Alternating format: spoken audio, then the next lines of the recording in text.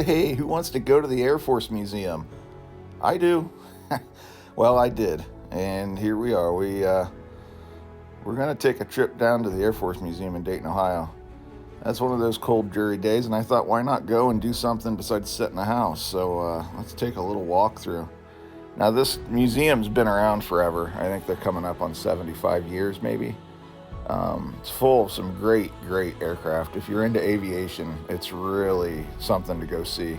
I mean, what you're seeing right now is one of the planes that dropped the atomic bomb on Japan. I mean, not one that looks like it or one that's mocked up. It's the actual one. So if you're into history, you're into aviation, I mean, this is really the spot for you. And I think it's 4 or 5 hangars full of airplanes, and not just, random airplanes. These are like historic airplanes, ones that have actually had some historical significance in world history. I mean, they've got things like the Memphis Belle, which you're looking at here. I believe it flew 25 sorties in World War II, and it was one of the only bombers that ever came back to the United States, not being shot down. Pretty big deal. Again, if you're into history, it's kind of a big milestone, if you will. And the fact that they've got it restored and sitting in an aircraft hangar that's, about an hour away from most people that'll be watching this video, it's quite the feat. So go ahead and check that out. That's a good one. And it's just kind of neat to look at the old technology that they had back then that was really kind of ahead of its time. I mean, the precision engineering in some of these aircraft is unreal. But they don't just have old stuff. Also got the newer stuff, like there's the F-22. One of the baddest fighter planes in the world right now besides the F-35. There's a B-52, which I think has been flying for almost 70 years. It's just a really neat collection of things that you only read about or see in movies. I mean, there's a B-2 stealth bomber. That was one that they used to develop the targeting systems. And, just all different eras of aircraft. And they don't just have, things that are just Air Force. They've got moon rocks and astronaut-related things. They've got a mock-up of the space shuttle. They've got space suits. Anything that the Air Force has had a hand in developing or has members that have participated in, like the astronaut corps is full of Air Force members. It's just something that they kind of touch on across history. You kind of walk through the different eras of time as you go through these different hangars. This one here happens to be research and development in space. Seems to be a very popular one. But one of the most popular things they have there is Air Force One. Now, this is John F. Kennedy's Air Force One. Flew from 1960 through, I believe, 1987 or 88. And just had some really cool artifacts, like there's Donald Trump's menu, there's the drink cart from the Donald Trump presidential administration during his time when he was on Air Force One. Just some random things, artifacts that have to do with not just the older Air Force One, but the current one. And, random things that have been collected and sent in. JFK's cigar box, matches and cigar lighter from President Johnson.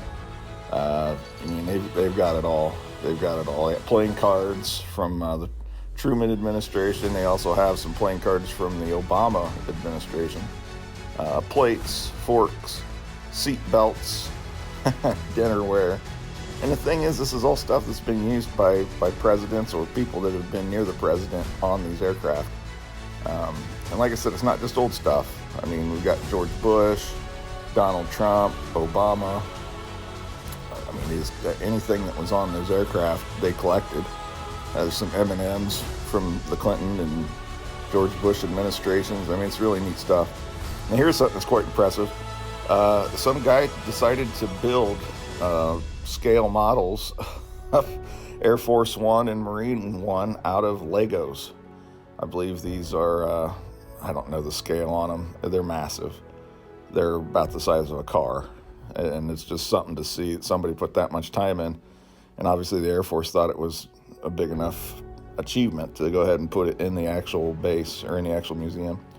So there's a Trump menu from one of his flights, playing cards, just, random stuff that you can see that actually has been on Air Force One. I mean, this is the kind of stuff that you'd probably don't think about, but you look at it, you go, wow, there's some history in that glass case. And you just kind of see it all for free. I mean, Air Force One, no matter what era it is quite impressive, especially that one. That one is the one that brought JFK's body back from Dallas when he was assassinated, and it's been in the museum for quite a while now.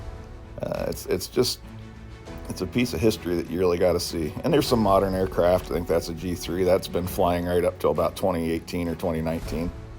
That gets presidents in and out of smaller airfields. Then there's developmental planes that didn't quite make it off the ground, or they did make it but didn't get put into production. And then there's the SR-71 Blackbird. Everybody knows that from the Cold War era. And, you know, we have some space things because, well, the Air Force has contributed quite a bit to the space program. They had a full mock-up of a rocket, and then obviously astronaut spacesuits. It's just quite the place to go see. And here's Apollo 15's command module. This thing's actually been to the moon, or orbited around the moon. I mean, these are just some neat things that you can see down there. And it's all free. It's all part of the deal when you go down there. It's all taxpayer funded. I found this impressive. Who wants to be an astronaut when you're actually looking at their living conditions? It's a little tight in there. I don't think that's going to fit most people I know. And then there's the F-117, one of the original stealth fighters. It's just a neat place to go visit. I think everybody would probably benefit their kids by giving them a chance to go look. And if you see a military member, thank them for their service. And hey, load the kids up in the car, take a little ride. You might find out it's fun to learn something new. You get a little education on some things you probably haven't seen before. Hey, thanks for watching. We'll put another one out pretty soon. Hang in there.